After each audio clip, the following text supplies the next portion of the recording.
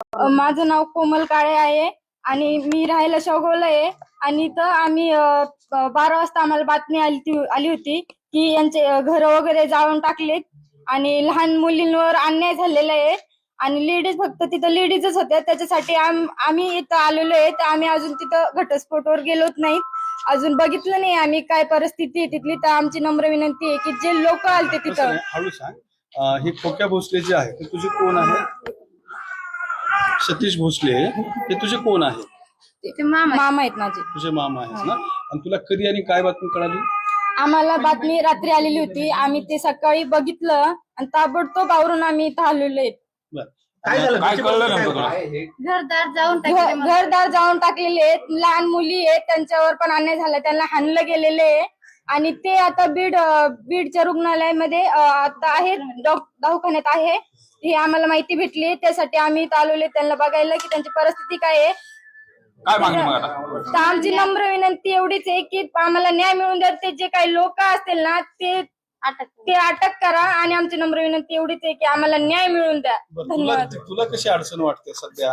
तू कुठल्या शाळेत? काय भीती वाटते? मी त्रिमूर्ती शाळेत आहे, मी शेवगावला. कारण की आज ह्यांच्यावर झालंय, आमचे लोक शिकत नाही, उद्या आम्हाला पण बोलते की ही. बोल बोल. कशी भीती वाटते? कसं हे होत आहे तुझं? शाळेवर जायला वगैरे भीती वाटते? हो, आम्हाला शाळेत जायला भीती वाटते की हे सर लोकांना काहीतरी व्हिडिओ व्हायरल केले की सर लोकांना धमकी देतात, असं व्हिडिओ व्हायरल केला गेलता. पण ते न्यायासाठी दिला होता, मुलींवर अन्याय होता म्हणून ते बोलले होते की मुलींवर छेड करू नका, हेच बोलण्यासाठी गेलते. पण लोकांनी त्यांचे वाईट व्हिडिओ व्हायरल केले, त्याच्यासाठी ते म्हणते ते आम्हाला जायला भीती वाटते. आमचे बोर्डाचे पेपर चालू आहेत, आता आम्हाला जायला सुद्धा भीती वाटते की आम्ही कसं जावं. हे जे तुझे मामा होते कसं वागायचं तुझ्याशी? कसं होतं त्यांचं नेचर? ते खूप चांगले होते, ते कधी वाईट काम केले नाही. आम्ही इथं सांगतो की कधीच वाईट काम केले नाही, आमच्या नजरेत कधीच वाईट दिसले नाही ते. तिकडे कसं आता वातावरण तुमच्या तिकडल्या परिसरात शेवगावला वगैरे?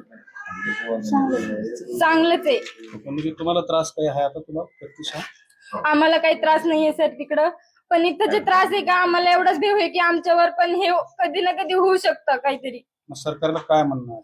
तर आमच्यावर पण हे अन्याय होऊ शकतो सर, की आम्हाला फक्त आमचं एवढंच नम्र विनंती आहे की ते जे कोण आले होते, ते गुंडे जे आले होते, गाव गुंडे, फक्त त्यांना अटक करावा. आणि आमची नम्र विनंती एवढीच आहे की आम्हाला न्याय मिळून द्या.